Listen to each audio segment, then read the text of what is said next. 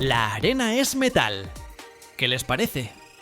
El mineral de titanio es una paradoja de la naturaleza, donde la extraordinaria resistencia del producto final se esconde en los depósitos sueltos de ilmenita y rutilo que bordean las costas de antiguos mares y lechos de ríos. Vamos a la playa, o mejor dicho, a descubrir cómo se extrae el mineral de titanio y qué se hace con él.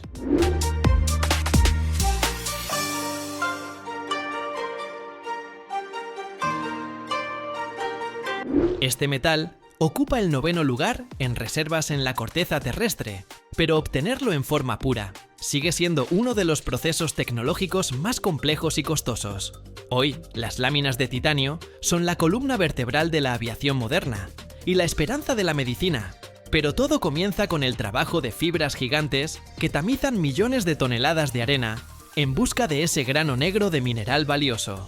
El origen geológico de los depósitos de titanio está relacionado con la erosión de macizos graníticos y basálticos.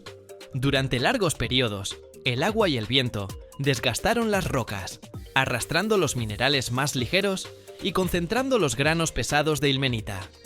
Así se formaron gigantescos depósitos costeros y marinos, que hoy son las principales fuentes de extracción. La extracción parece una transformación masiva del paisaje. Excavadoras ambulantes y dragas crean lagos artificiales a través de los cuales pasan miles de toneladas de pulpa.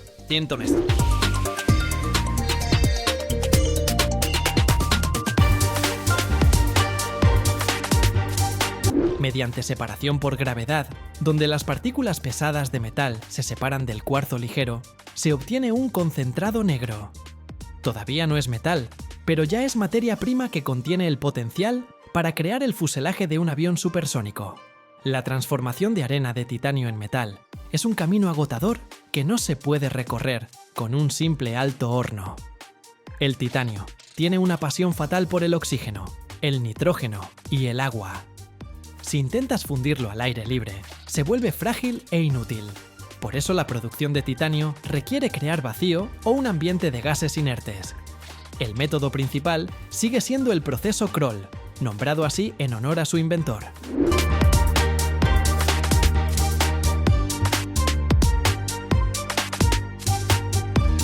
El concentrado negro primero se transforma en tetracloruro de titanio, un líquido volátil y agresivo, y luego se reduce con magnesio fundido en enormes retortas de acero bajo alta presión. El resultado de esta reacción es la llamada esponja de titanio, una masa gris y porosa que no se parece en nada a un metal noble. Solo después de fundirla nuevamente en hornos de arco al vacío, se obtienen lingotes puros, listos para su procesamiento. La industria aeronáutica se convirtió en el principal consumidor de titanio. Es tan resistente como el acero, pero un 45% más ligero. Además, el titanio es 2 veces más fuerte que el aluminio, lo que lo convierte en el material ideal para zonas de alta exigencia.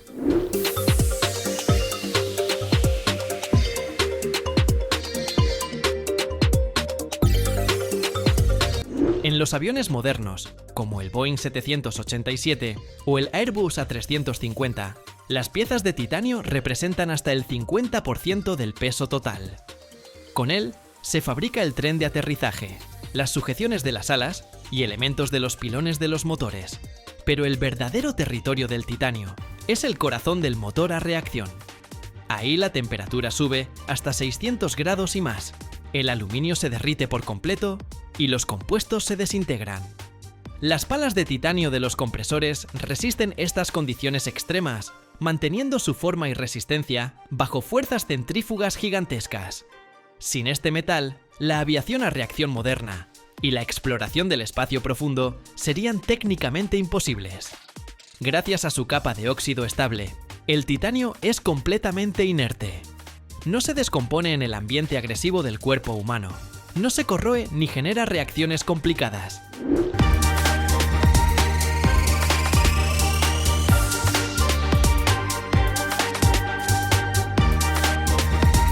El tejido óseo puede crecer directamente en los poros de la superficie de un implante de titanio, creando una unión firme y duradera. Hoy en día, los tornillos de titanio Las placas para osteosíntesis y las articulaciones artificiales se han convertido en una oportunidad para millones de personas de volver a una vida plena después de lesiones graves. En odontología, los postes de titanio se han convertido en el estándar de oro, reemplazando de manera confiable las raíces dentales. Este metal se convierte en parte de nuestra biología, lo que hace que su extracción sea aún más importante. La escala de extracción de mineral de titanio crece constantemente, siguiendo la demanda de tecnologías energéticamente eficientes. El mineral de titanio es la fuente para la producción de dióxido de titanio, el pigmento blanco más común del mundo. Todo lo que vemos a nuestro alrededor de color blanco, desde la pintura en las paredes hasta el papel y las carcasas plásticas de los electrodomésticos, contiene una partícula de mineral de titanio.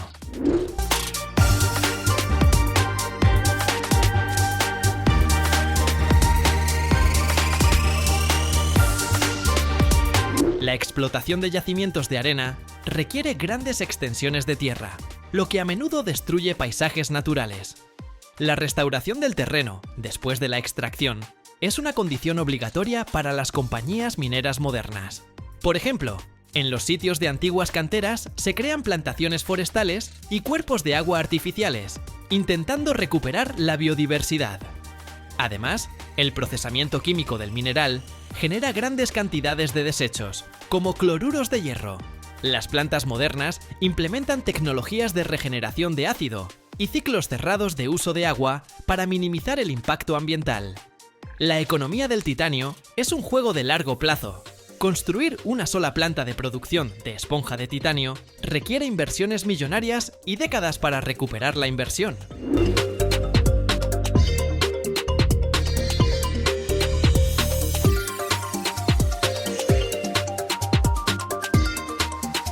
Cada tonelada de metal requiere una cantidad colosal de energía eléctrica. Por eso, las plantas a menudo se ubican cerca de centrales eléctricas potentes. Esto crea un vínculo estrecho entre la independencia energética de un país y su capacidad para producir este metal estratégico. En el mundo existen solo unos pocos países que tienen el ciclo completo de producción de titanio, desde la obtención de la arena hasta la fundición de lingotes y la fabricación de productos finales. Contar con esta industria es señal de que un estado pertenece a la élite tecnológica. La roca de titanio también juega un papel clave en la construcción naval, especialmente en la creación de aparatos de aguas profundas y submarinos. El titanio no le teme al agua salada del mar, donde el acero se oxida en cuestión de años. Su naturaleza no magnética vuelve a los barcos invisibles para ciertos tipos de minas, y su capacidad de soportar presiones enormes permite a los exploradores descender hasta el fondo de las fosas oceánicas más profundas.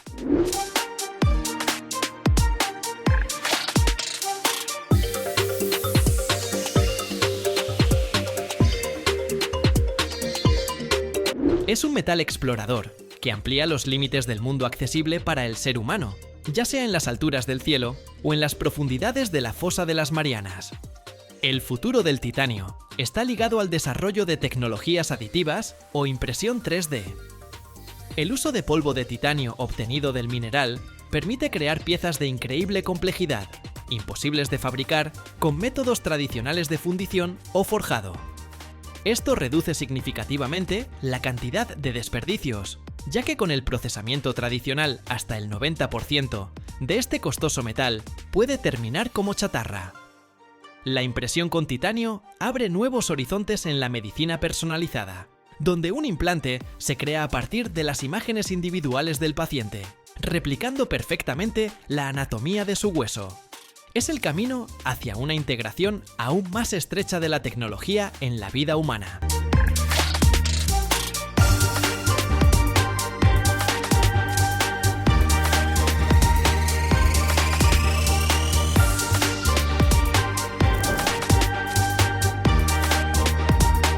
¿Y si les dijera que el brillo de su auto, los electrodomésticos de su cocina e incluso los rascacielos oculta uno de los secretos más peligrosos del mundo químico? El metal que vemos cada día en ese resplandor de espejo comienza su viaje en las entrañas sucias de la Tierra y es capaz de transformarse en una sustancia de la que hasta los ingenieros huyen despavoridos. Entonces, ¿por qué seguimos usándolo tan tranquilamente? ¿Y cómo nace ese brillo metálico legendario a partir de un mineral gris y sin pretensiones? Quédense hasta el final. Allí les revelaré un dato que cambiará por completo su visión sobre el cromo.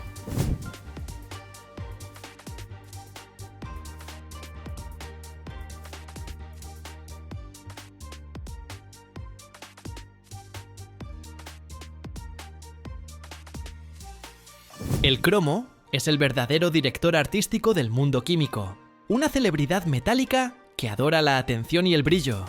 Es él quien se asegura de que tus cubiertos no se conviertan en un horror oxidado y de que tu moto parezca recién salida de un taller del futuro. Un auténtico dandy metálico.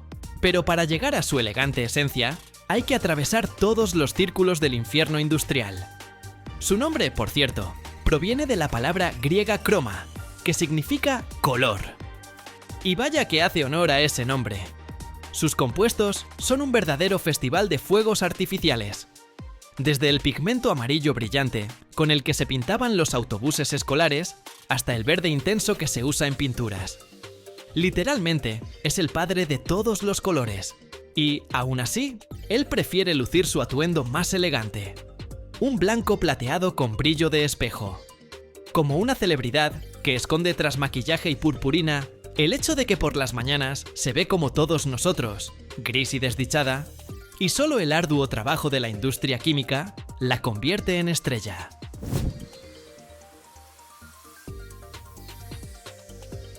Pero volvamos al polvo y al drama.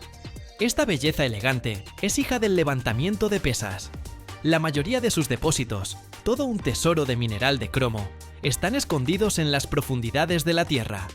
¿Y sabes quién es el principal proveedor de ese brillo? Sudáfrica, señoras y señores.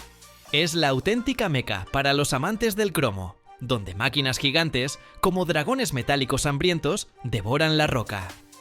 Extraer cromita no es un paseo por el parque, es un asunto sucio, que consume mucha energía y muy serio. El cromo no está en la superficie, exige que bajen hasta él, que lo excaven, lo trituren, y solo entonces empiezan a convencerlo de que entregue su brillo. El mineral no se parece en nada al parachoques pulido final. Es gris, rocoso, y siendo honestos, completamente anodino. Es como ver a una estrella de Hollywood sin maquillaje, recién levantada de la cama. Un poco impactante, pero es la realidad. Después de la extracción, comienza lo más interesante: la transformación del mineral en ferrocromo, una aleación de hierro y cromo, que es la principal forma de transporte del cromo para la industria.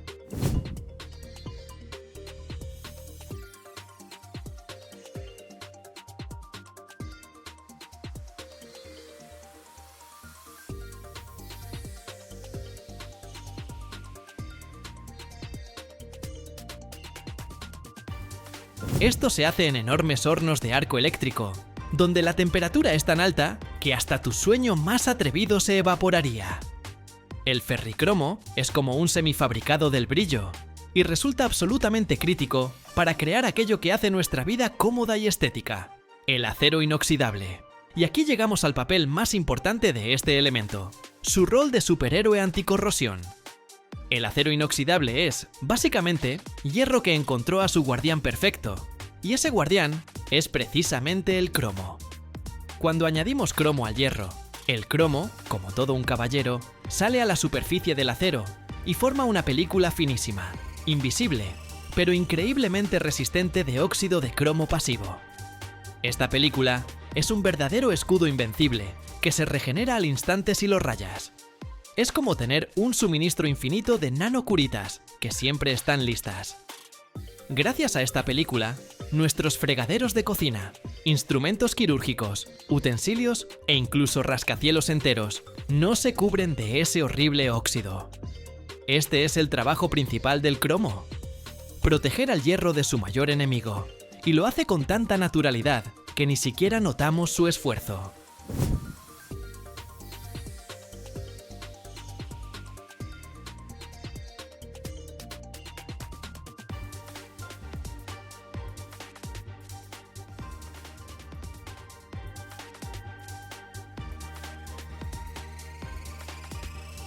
Es tan discreto cuando protege, pero tan brillante cuando se muestra al mundo. Pero, como toda estrella, el cromo tiene su secreto oscuro, y aquí es donde nos quitamos las gafas rosas y entendemos por qué el tema de la minería es tan serio. En su forma más común y estable, el cromo tiene un estado de oxidación determinado, y es por lo general, seguro e incluso, un microelemento necesario en nuestra dieta. Pero cuando el cromo decide recordar su juventud rebelde y aumenta su estado de oxidación de 3 a 6, se transforma en un auténtico villano químico, conocido como cromo hexavalente. Este tipo es tóxico, cancerígeno, y lo conocemos gracias al drama hollywoodense sobre Erin Brockovich, quien luchó contra la contaminación industrial del agua con este elemento. ¿Conocen esta historia? Escriban si les gustó. El cromo hexavalente no es solo una molestia, es una amenaza real para la salud de los trabajadores en la producción y para el medio ambiente, si no se elimina correctamente.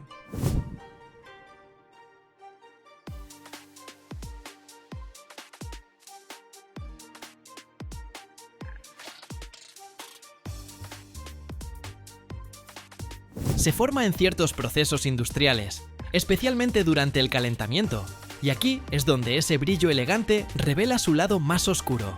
Por eso, los ingenieros químicos y ecologistas libran una batalla constante para mantener a ese rebelde Plasnode 6 bajo estricto control y neutralizarlo a un inofensivo Plasnode 3 antes de que abandone las instalaciones.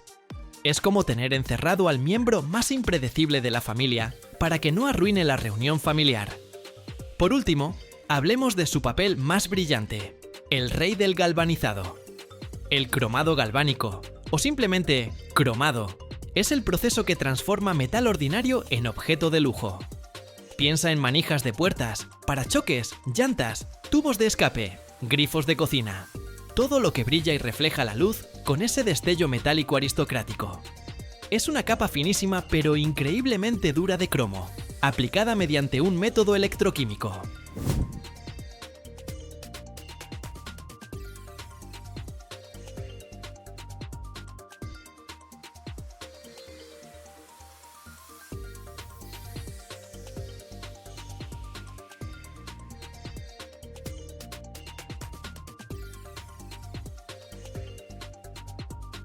No solo ofrece un aspecto fantástico, sino que hace la superficie resistente a rayones, desgaste y, por supuesto, a la corrosión. El proceso de cromado suele ser bastante sucio y complicado, requiere un control muy preciso, pero el resultado vale la pena. El cromo en este caso actúa como el acabado brillante final, como la pincelada definitiva del artista que transforma la obra en una obra maestra. Se lleva toda la gloria, aunque debajo puede esconderse un cobre o níquel de lo más común.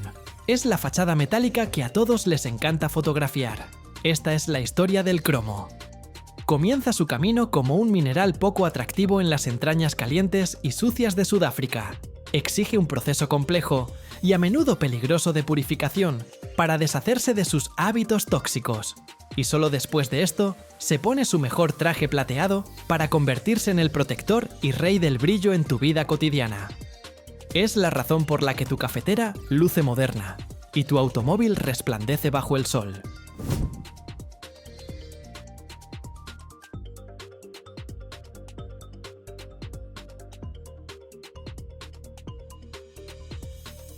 Es un elemento de contrastes, extracción sucia, acabado elegante, mortal más 6, útil más 3, protección invisible y brillo deslumbrante.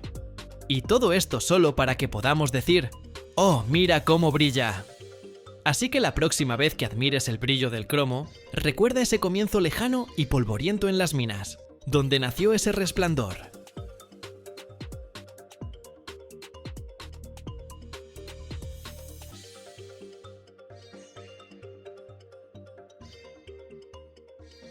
Cada año, el mundo extrae más de 13 millones de toneladas de zinc, un metal que la mayoría de las personas nunca ha visto, pero que todos los días salva nuestros puentes, techos y automóviles de la corrosión. Su camino comienza a cientos de metros bajo tierra, en minas oscuras, donde nace la esfalerita brillante. Luego vienen los hornos con calor de 1000 grados, vapor que se convierte en metal, y fábricas donde el acero recibe su escudo protector. Pero hay algo de lo que nadie habla. Si miras hasta el final, descubrirás si China realmente controla todo el mercado mundial de zinc. ¿Y qué pasaría si de repente se detuviera? El zinc es un metal que rara vez se ve en su forma pura, pero que cada día salva a otros metales de la oxidación. Su camino comienza muy por debajo de la tierra, en minas oscuras, donde personas y máquinas extraen el mineral que contiene este elemento plateado y blanco. En las profundidades de la tierra, el zinc se encuentra más frecuentemente en forma de esfalerita, un mineral brillante con tonos negros, marrones o amarillos. Las minas donde se extrae parecen un complejo sistema de túneles y galerías. A cientos de metros bajo la superficie, operan equipos de perforación que penetran la roca, mientras cargas explosivas separan los bloques de mineral del macizo.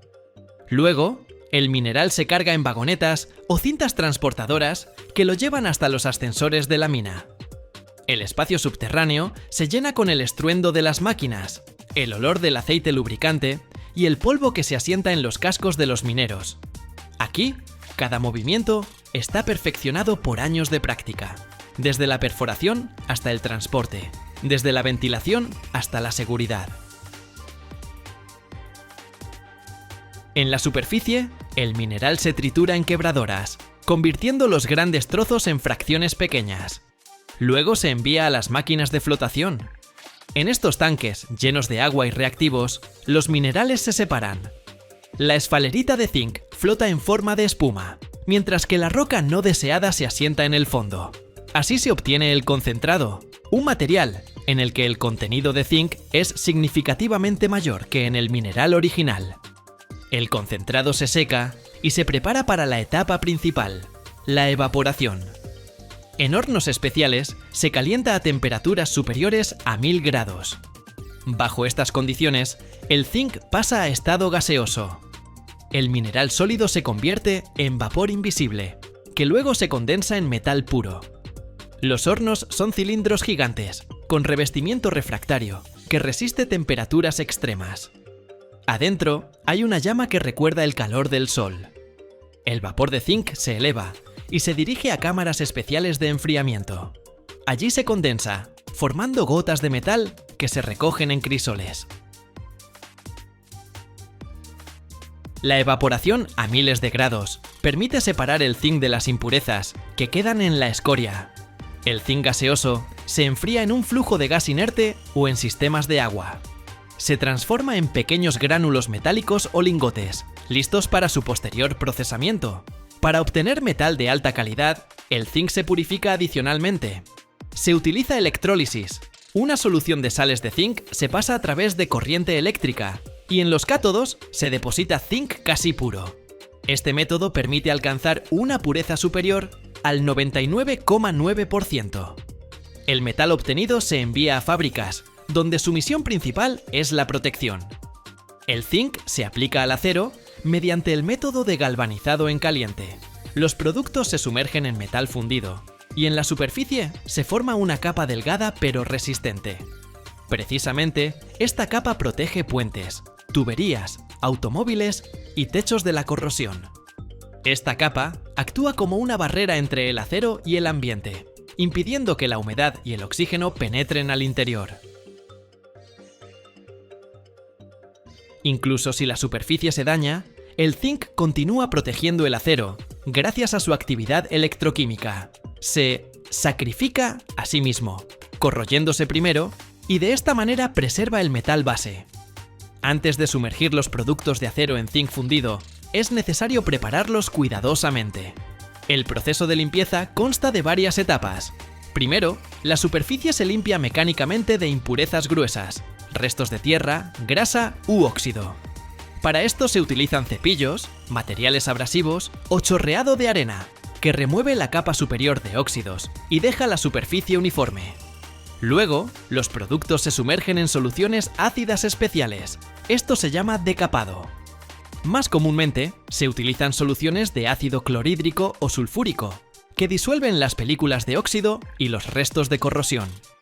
Después del decapado, los productos se enjuagan con agua para eliminar los residuos de ácido. La siguiente etapa es el fluxado.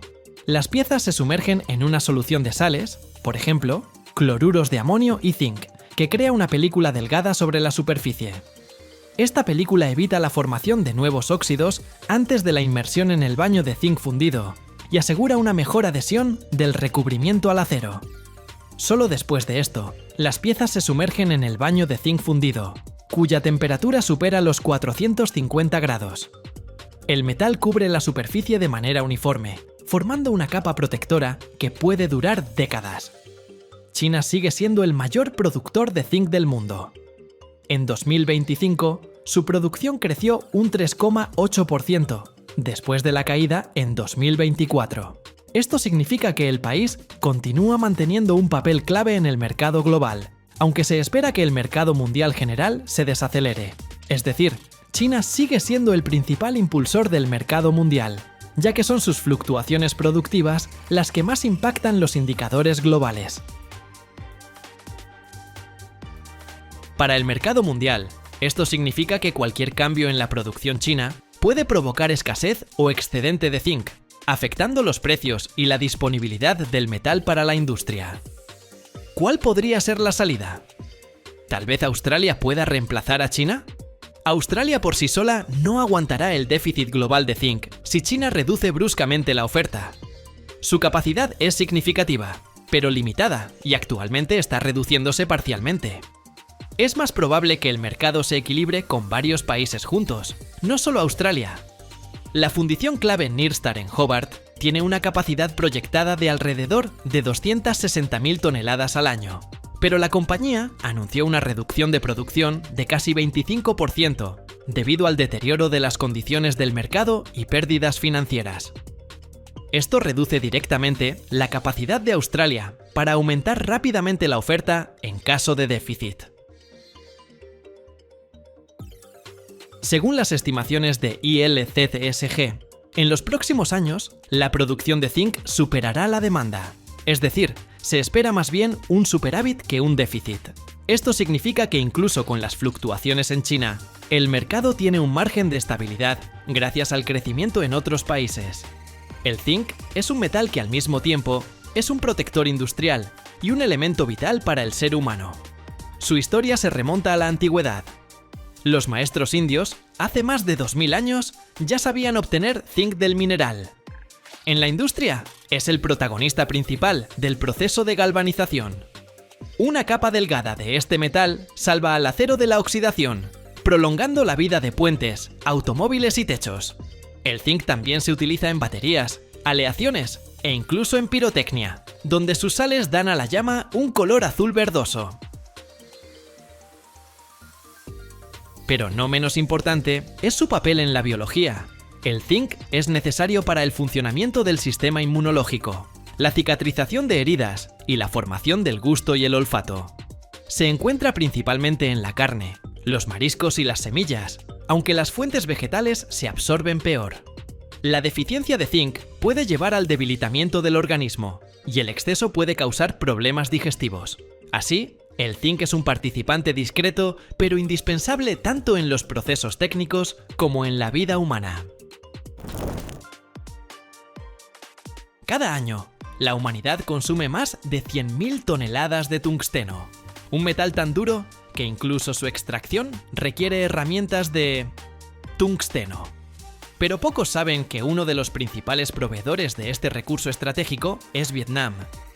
Entre la selva, donde el vapor y la niebla se mezclan con el aroma de las flores, se esconde la mina Nui Phao, una de las más grandes del mundo. Allí, bajo tierra, ocurre un proceso similar a la alquimia. De mineral gris nace el metal que da forma a tanques, brocas y aviones. ¿Cómo transformó Vietnam la selva en el corazón industrial de la metalurgia mundial? Quédate hasta el final y descubrirás lo que incluso las grandes corporaciones callan.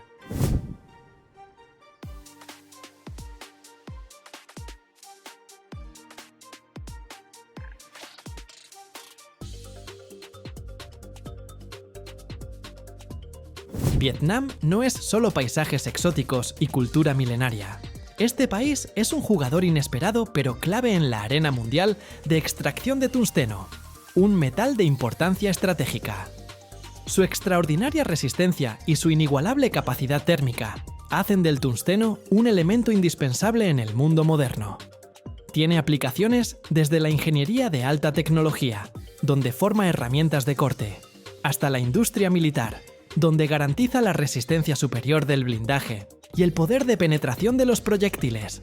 De hecho, el tungsteno es el corazón de acero de la industria, y Vietnam juega un papel crítico en el suministro de este recurso vital. De su disponibilidad depende el desarrollo de muchas tecnologías clave. Información inesperada, ¿no es así?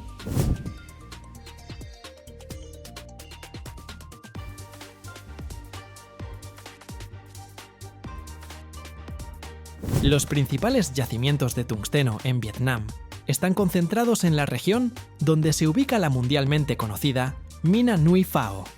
Este complejo minero es uno de los más grandes del mundo, combinando tecnologías modernas con el paisaje único de la selva vietnamita. La idea misma de integrar una instalación industrial en tal ecosistema es un desafío, pero Vietnam hace esfuerzos significativos para minimizar el impacto ambiental, combinando una extracción eficiente con una actitud responsable hacia la naturaleza.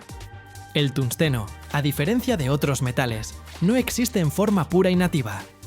Se extrae en forma de mineral, siendo el más común la wolframita, un compuesto complejo de hierro, manganeso y tungsteno. Este diamante de acero se esconde profundo en las entrañas de la tierra, a menudo rodeado de otras rocas. En las minas vietnamitas, como la mundialmente famosa Nui Phao, los mineros realizan diariamente un trabajo titánico.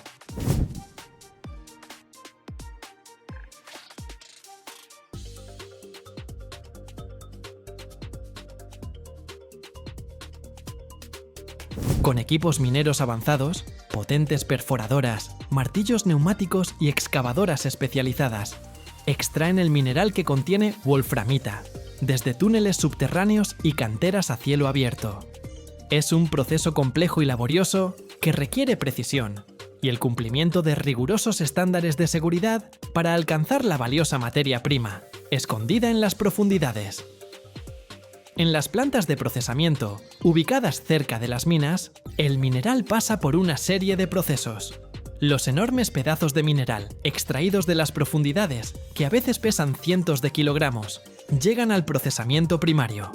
Allí los reciben trituradoras colosales, máquinas gigantes que con una fuerza increíble muelen los bloques de piedra.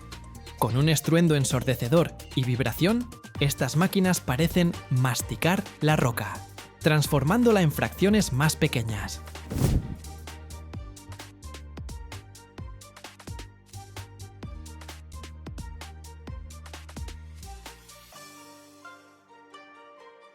Luego, el mineral triturado pasa a los molinos.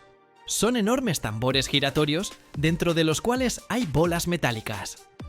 Por acción de la rotación y la gravedad, estas bolas muelen incansablemente los pedazos de mineral, transformándolos en un polvo finísimo, casi como harina. Es un espectáculo de movimiento constante, potencia y transformación, donde la masa mineral cruda se convierte paso a paso en un concentrado listo para el procesamiento posterior, liberando la valiosa wolframita. El concentrado de wolframita purificado se procesa luego en plantas especializadas. Allí pasa por un tratamiento químico para obtener tungsteno puro, que después puede alearse con otros metales, como níquel o hierro, para crear aleaciones con propiedades especiales: mayor resistencia, durabilidad o resistencia térmica.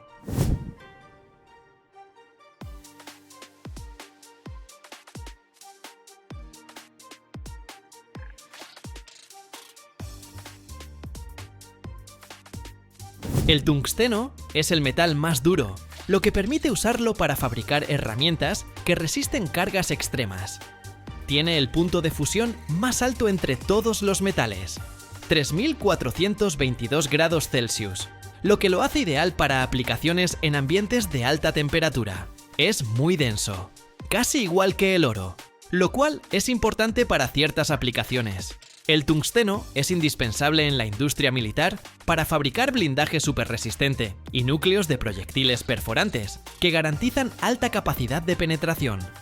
Brocas, fresas, y barrenas de aleaciones de tungsteno pueden cortar las rocas más duras, lo cual es crucial en la industria petrolera, gasífera y minera. ¿Ven la ironía? Incluso para extraer wolframita, para obtener tungsteno, se necesita tungsteno.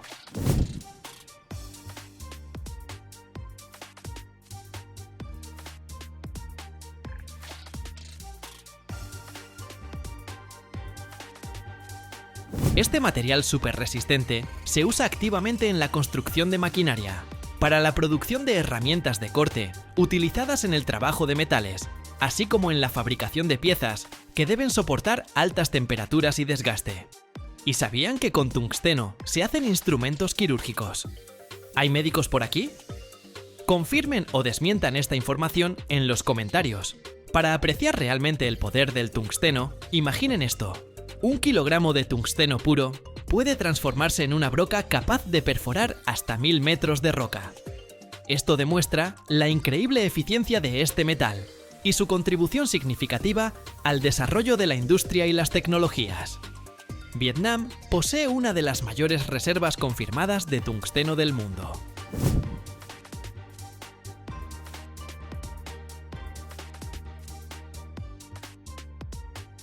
Las cifras exactas pueden variar según la fuente, pero según diversas estimaciones, las reservas de mineral de wolframita en el país alcanzan millones de toneladas. Esto garantiza una perspectiva de extracción a largo plazo. Anualmente, de las minas vietnamitas, en particular del complejo Nui Phao, se extraen aproximadamente 15.000 toneladas de tungsteno en términos de metal puro o concentrado de tungsteno. Esta cifra convierte a Vietnam en uno de los 5 principales países productores de tungsteno del mundo, compitiendo con gigantes como China y Canadá. El tungsteno vietnamita representa una porción significativa del suministro mundial. Aunque China sigue siendo el jugador dominante, Vietnam juega un papel críticamente importante en la diversificación de las fuentes de suministro, lo cual es vital para la estabilidad global del mercado de metales estratégicos. La industria minera y de procesamiento de Vietnam, relacionada con el tungsteno, proporciona miles de empleos para la población local, incluyendo ingenieros, mineros, técnicos y personal administrativo.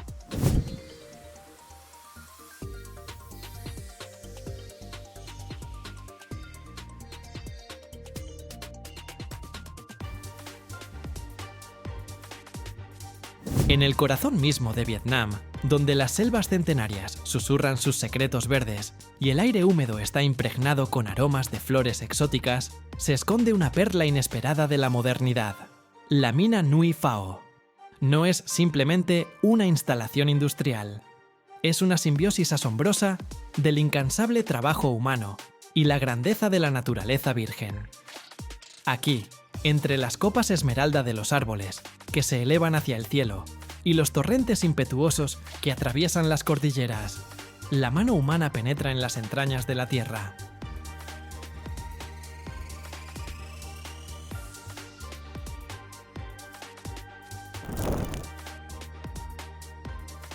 Cada hora en el corazón de los fiordos noruegos nace 23 toneladas de material que cambia el futuro del planeta. Una piedra común se transforma en algo increíble. 1 kilogramo alimenta 500 casas todo un año. Imagina, 200.000 toneladas al año. Eso es 30 torres Eiffel de silicio puro. Pero aquí está el enigma. ¿Cómo del cuarzo común, arrojado al infierno de 2000 grados Celsius, más caliente que lava de volcán, nace tecnología de pureza 6-9, donde de 1 millón de átomos solo uno está de más? Aquí se esconde secreto del que callan. ¿Por qué precisamente Noruega es superpotencia del silicio? ¿Por qué el panel devuelve energía en 2 años, pero funciona 30, generando 95% de vida en positivo? Y lo principal, ¿qué pasará cuando descubras el proceso secreto de transformar piedra en sol fundido? Quédate hasta el final. Revelaré cómo agua y fuego crean energía infinita. ¿Y por qué esto cambiará todo lo que sabías sobre paneles solares?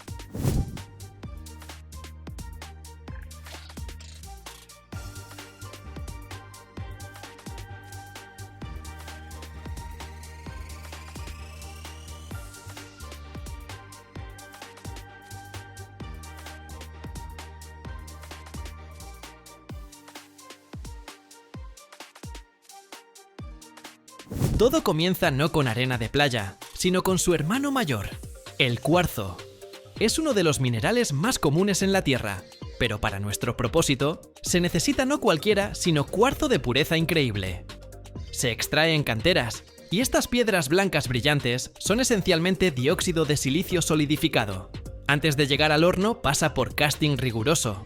Se tritura, lava y clasifica, removiendo cualquier impureza. Es como cernir harina para el pastel más delicado, pues cualquier partícula extraña puede volverse veneno para el futuro panel solar. Y aquí está este cuarzo perfectamente puro, blanco como nieve en cumbres de fiordos, listo para encuentro con fuego. Y ahora prepárate para verdadero infierno. El cuarzo puro junto con otros materiales de carbono como carbón y astillas de madera se carga en horno de arco eléctrico gigante. Es como enorme caldero, dentro del cual descienden 3 electrodos masivos de grafito.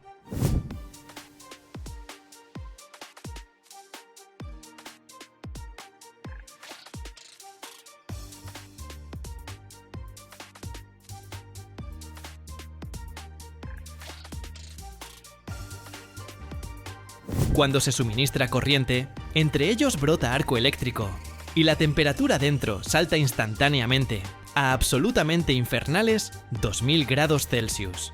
Esto es más caliente que lava de volcán. A tal temperatura ocurre milagro químico. El carbono del carbón y astillas literalmente arranca oxígeno del cuarzo, liberando silicio puro líquido. En el horno hierve y burbujea cegador río blanco dorado de sol fundido. Este proceso es increíblemente intensivo en energía, por eso estas fábricas están ubicadas aquí en Noruega, donde se alimentan de energía pura y barata de innumerables hidroeléctricas. Es simbiosis única de agua y fuego. Una vez cada pocas horas, con estruendo y fuente de chispas, el silicio líquido candente se vierte en cubetas enormes donde empieza a enfriarse lentamente. Pero este aún no es el silicio necesario para paneles solares. Es llamado silicio metalúrgico, con pureza de alrededor de 98%.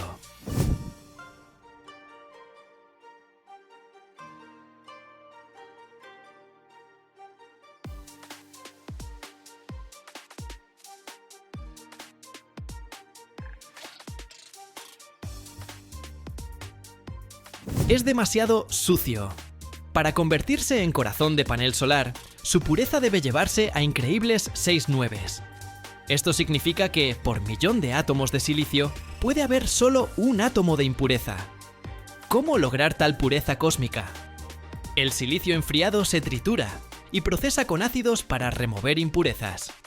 Luego se transforma en gas, triclorosilano, que luego se destila múltiples veces, como el alcohol más caro, separando gas perfectamente puro de cualquier molécula extraña. Y ahora, de este gas perfectamente puro, nace el cristal. En instalaciones especiales de crecimiento, este gas se deposita sobre varillas de silicio candentes, y átomo por átomo, capa por capa. Durante muchas horas crece cristal único gigante, y perfecto de silicio llamado lingote. Es verdadera obra de arte, absolutamente homogéneo, sin ningún defecto en red cristalina. Este precioso lingote, parecido a espejo negro, está listo para transformación final.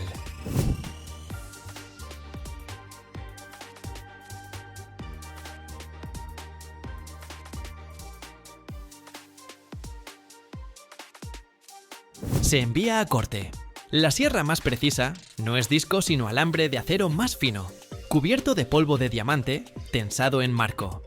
Este alambre se mueve adelante y atrás, y como rebanador perfecto de queso, lentamente, capa por capa, corta lingote de silicio duro, como piedra en cientos de láminas más finas, llamadas obleas. Cada lámina de solo 200 micrones de grosor, el grosor de 2 cabellos humanos. Precisamente estos cuadraditos frágiles y brillantes son el corazón del futuro panel solar. Irán a otras fábricas en todo el mundo, donde se procesarán, aplicarán contactos y ensamblarán en paneles azules que conocemos. Y aquí se esconde verdadera magia expresada en cifras. Solo 1 kilogramo de este silicio, nacido aquí en fiordos fríos, convirtiéndose en parte de paneles solares, en su vida producirá suficiente electricidad limpia para abastecer 500 casas promedio durante todo un año, Solo piénsalo.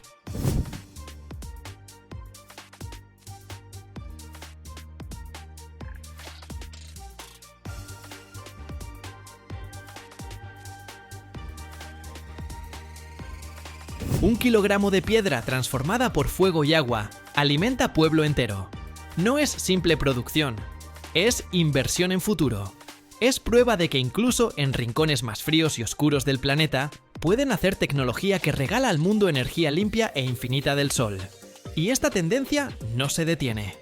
La energía solar es nuestra nueva realidad. Y su camino comienza precisamente aquí, en rugiente corazón de montañas noruegas. Hablábamos de 200.000 toneladas de silicio al año. Este número es tan enorme que es difícil imaginarlo. Intentemos. El peso de estructuras metálicas en Torre Eiffel es casi 7.300 toneladas. Esto significa que en un año estas fábricas producen suficiente silicio para construir casi 30 torres así. Esta cantidad enorme representa parte significativa de todo el polisilicio de alta pureza producido en mundo occidental, haciendo a Noruega verdadera superpotencia del silicio.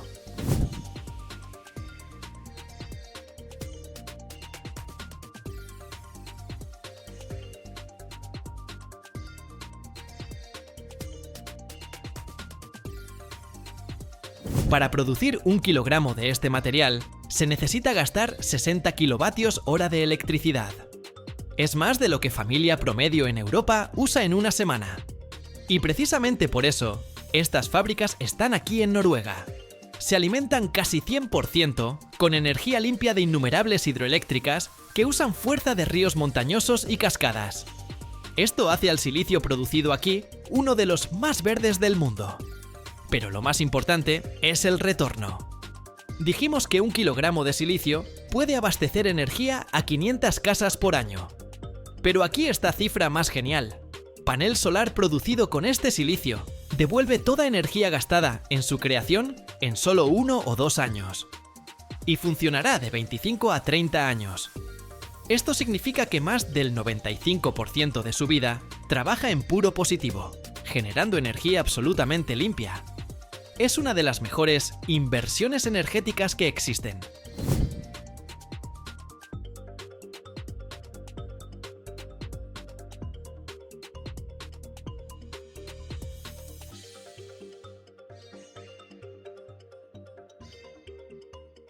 Los noruegos no permitirán a nadie contaminar así sus fiordos. Los estándares ecológicos para tales fábricas son unos de los más estrictos del planeta.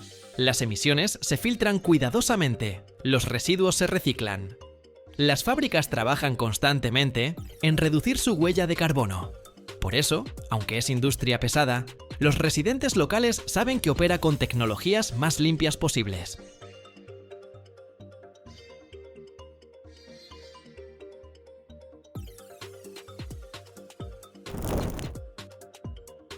Lo sostienes en tus manos todos los días. Pero, ¿alguna vez te has preguntado cómo ese pequeño gránulo, con el que se fabrican bolsas, botellas e incluso piezas de aviones, nace del petróleo? En las profundidades de la Tierra, un líquido negro se transforma en brillantes cristales de plástico que definen el rostro del mundo moderno. Pero hay un secreto. ¿Qué es más caro hoy, un barril de petróleo o 1 kilogramo de estos gránulos? ¿Y por qué incluso la basura se ha convertido en materia prima para una nueva industria? Mira hasta el final y descubrirás cómo del desecho nace el futuro. ¿Sabes si en tu país se producen gránulos de plástico o solo se importan? Escríbelo en los comentarios.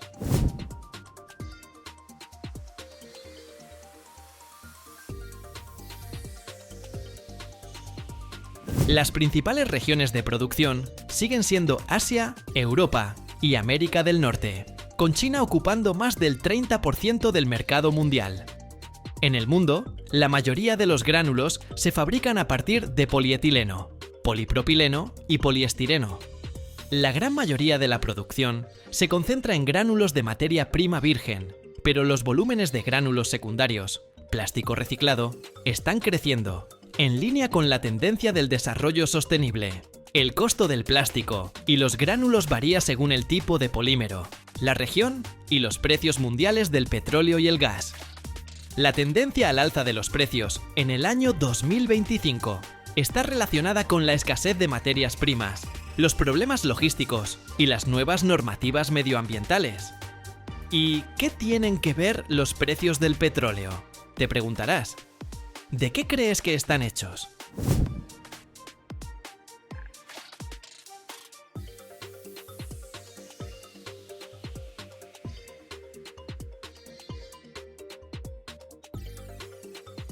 Sí, el petróleo es la principal materia prima virgen para la producción de gránulos de plástico.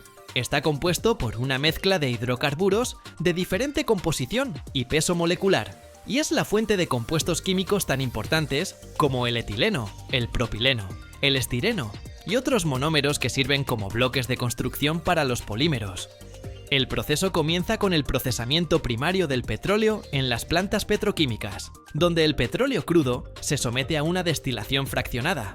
Como resultado, se obtienen diferentes fracciones: gasolinas, queroseno, diésel y, lo que es más importante para la industria de los polímeros, productos petroquímicos como etileno, propileno, butileno, benceno y otras sustancias químicas. El etileno y el propileno, obtenidos del petróleo, se someten a una polimerización posterior en reactores especiales, lo que permite crear cadenas poliméricas de diferente longitud y estructura. De ellos se forman el polietileno, el polipropileno y otros plásticos, que luego se convierten en gránulos.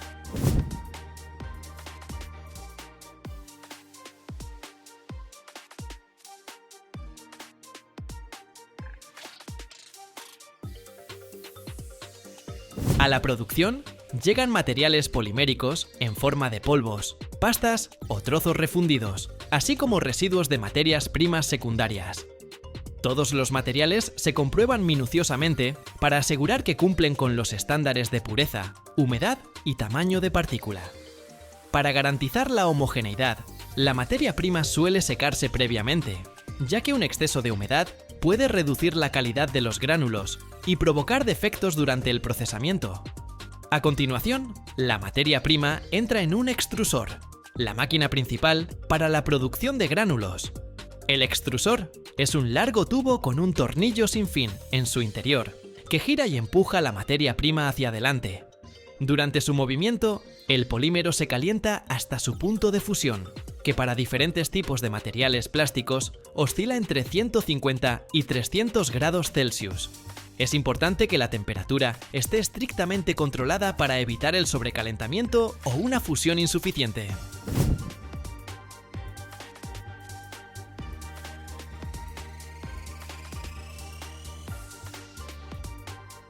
En estado fundido, el polímero pasa a través de un molde especial, la hilera, que le da al material la forma necesaria para las siguientes operaciones.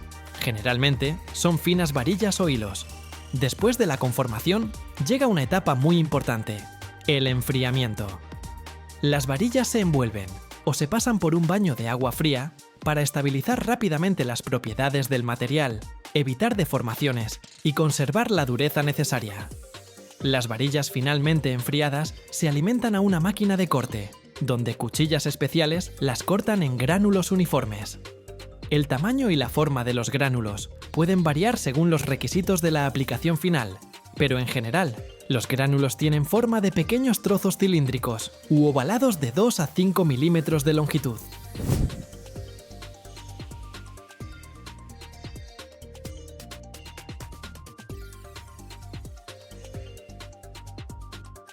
Los gránulos obtenidos pasan por un control de calidad, donde se verifican sus propiedades físico-químicas, homogeneidad, tamaño y pureza.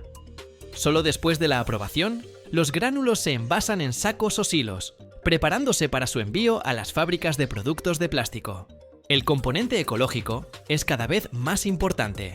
La producción de gránulos a partir de materias primas recicladas cuenta con el apoyo a nivel estatal en muchos países.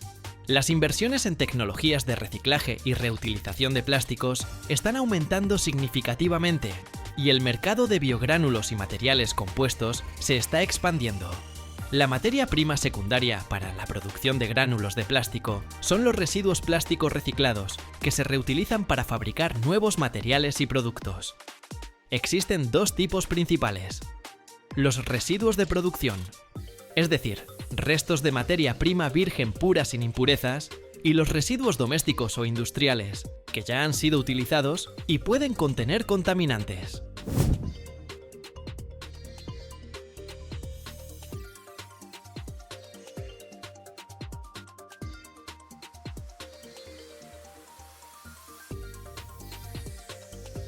Después de la recolección de los residuos poliméricos, se clasifican por tipo de plástico. Los termoplásticos más comunes para el reciclaje son el polietileno, el polipropileno, el cloruro de polivinilo, el poliestireno y el tereftalato de polietileno. Ahora entienden por qué es necesario clasificar cuidadosamente la basura. La clasificación es muy importante para evitar la mezcla de polímeros de diferentes tipos, lo que podría empeorar la calidad de los futuros gránulos.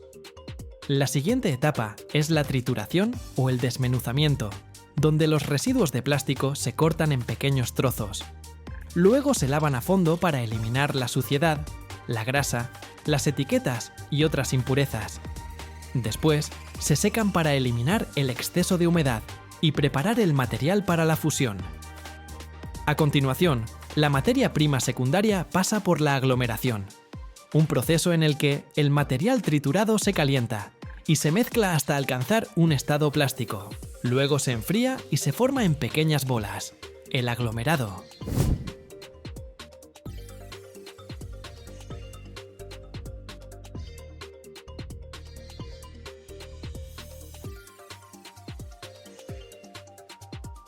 Generalmente, el aglomerado se granula después, obteniendo gránulos que, por su aspecto y propiedades, son muy similares a los gránulos vírgenes y pueden utilizarse para la producción de nuevos artículos.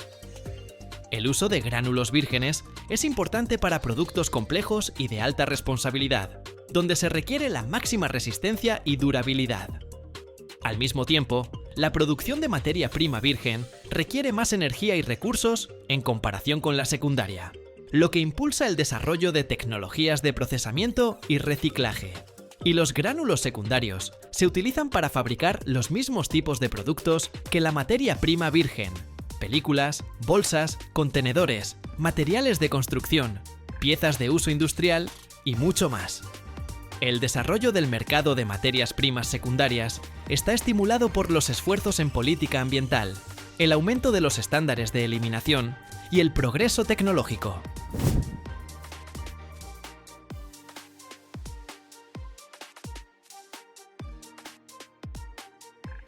Al mismo tiempo, existen desafíos. La calidad de los gránulos secundarios depende de la pureza y la clasificación, y no todos los tipos de plástico se prestan bien al reciclaje secundario. Esto exige la necesidad de estandarización, nuevas soluciones tecnológicas y trabajo de concienciación entre la población. En el año 2025, a nivel mundial, continúan las investigaciones activas y las inversiones en el desarrollo de tecnologías de reciclaje secundario de plásticos, incluido el desarrollo de nuevos materiales y métodos químicos que podrían mejorar radicalmente la situación ecológica. Imagina, el neumático negro común que vemos todos los días en la carretera es el resultado de la química, la física y la ingeniería más precisas. En su interior hay más de 200 componentes, entre los que se encuentran el caucho, el acero e incluso materiales de los chalecos antibalas. Soporta temperaturas de más de 2000 grados en las pruebas y recorre millones de kilómetros de tests antes de llegar a las ruedas de tu coche. Pero el verdadero secreto no está en cómo nacen los neumáticos, sino en lo que sucede con ellos después de su muerte. Porque si ves este video hasta el final, verás cómo Michelin convierte los residuos en el futuro. Michelin produce alrededor de 200 millones de neumáticos anualmente. Esto corresponde a casi el 10% de la producción mundial de neumáticos. La compañía ocupa uno de los primeros lugares en el mundo entre los fabricantes de neumáticos, junto con Bridgestone y Goodyear. Los componentes principales para la fabricación de la mezcla para los futuros neumáticos son el caucho natural, el caucho sintético, el negro de humo, la sílice, el cordón metálico, los aros de talón, el cordón textil y los aditivos químicos. El caucho natural se produce a partir de la savia del árbol de hevea, que crece en regiones tropicales como Tailandia, Indonesia y Malasia. Es el componente principal para crear la banda de rodadura, que garantiza el agarre a la carretera. Michelin incluso ha creado sus propias plantaciones de hevea para controlar la calidad. El caucho sintético se fabrica a partir de derivados del petróleo, como el butadieno y el estireno. Se utiliza para elementos que requieren una mayor resistencia al desgaste. El negro de humo no es simplemente hollín de madera. Se añade al caucho para hacerlo más resistente y duradero. Se obtiene como subproducto de la industria petroquímica. La sílice se utiliza para reducir la resistencia a la rodadura, lo que permite disminuir el consumo de combustible. El cordón metálico es necesario para reforzar los neumáticos, haciéndolos más resistentes. El cordón se fabrica con alambre de acero de alta resistencia. Los aros de talón aseguran una unión hermética del neumático con la llanta de la rueda. El cordón textil está compuesto por poliéster y nylon o aramida. Es un material que se utiliza en los chalecos antibalas. Proporciona elasticidad y resistencia a la rotura. Los antioxidantes y estabilizadores contenidos en la mezcla protegen los neumáticos de la acción de los rayos ultravioleta y el ozono. Y el azufre se utiliza para la vulcanización del caucho. La materia prima se transporta a las fábricas de Michelin en todo el mundo, donde se fabrican los neumáticos. Las mayores capacidades de producción de Michelin se encuentran en Francia, Alemania, China y Estados Unidos. En general, Michelin tiene más de 70 fábricas en 17 países, incluyendo Estados Unidos, Francia, China, Italia, Brasil y Tailandia. Ahora ya sabes de qué están hechos los neumáticos. Y ahora vamos a ver cómo se fabrican. El caucho, el negro de humo, la sílice y los aditivos químicos se mezclan en mezcladoras especiales a una temperatura de unos 170 grados Celsius. La mezcla obtenida se lamina varias veces entre rodillos para lograr una consistencia homogénea. Michelin utiliza fórmulas de mezcla patentadas que se desarrollan en sus propios centros de investigación. Por ejemplo, para los neumáticos de gama alta, a la mezcla se le añaden nanocompuestos para mejorar el agarre. Michelin produce neumáticos para diferentes sectores. Esto incluye coches de pasajeros, camiones y neumáticos para coches deportivos que participan en carreras, así como para aviones. Para la producción de neumáticos Michelin, se utilizan anualmente más de 800.000 toneladas de caucho natural. Esto representa aproximadamente el 10% del consumo mundial de este material. Y de caucho sintético se utiliza alrededor de 1.200.000 toneladas. A continuación, de la mezcla se hace la banda de rodadura. Mira cómo el caucho se estira en largas cintas y luego se corta al ancho necesario. Los flancos se forman por separado, añadiendo elementos decorativos, logotipos e inscripciones. Ya en la etapa de desarrollo del neumático, un equipo de diseñadores y tecnólogos crea un modelo tridimensional del neumático. De este modelo se hace posteriormente una matriz. El grabado en la matriz se realiza con láser o con herramientas mecánicas de alta precisión. Durante la vulcanización, el caucho del neumático se derrite y adquiere la forma de la matriz. El caucho llena todas las ranuras del molde, incluyendo los lugares con inscripciones, logotipos y detalles decorativos. Como resultado, el neumático obtiene inscripciones y elementos claros y duraderos. Algunos neumáticos tienen logotipos o inserciones de colores.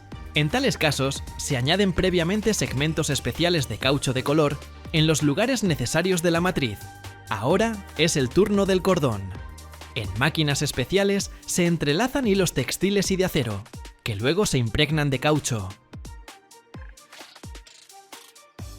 Todos los componentes de los neumáticos se ensamblan en líneas automatizadas especiales.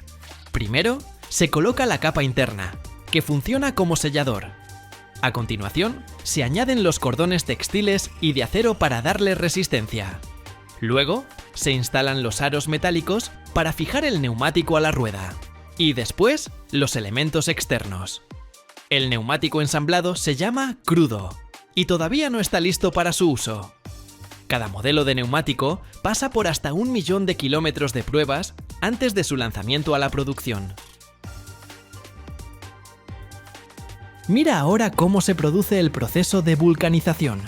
Los neumáticos crudos se colocan en moldes especiales que se calientan a una temperatura de casi 200 grados y se mantienen bajo presión durante 10 o 15 minutos.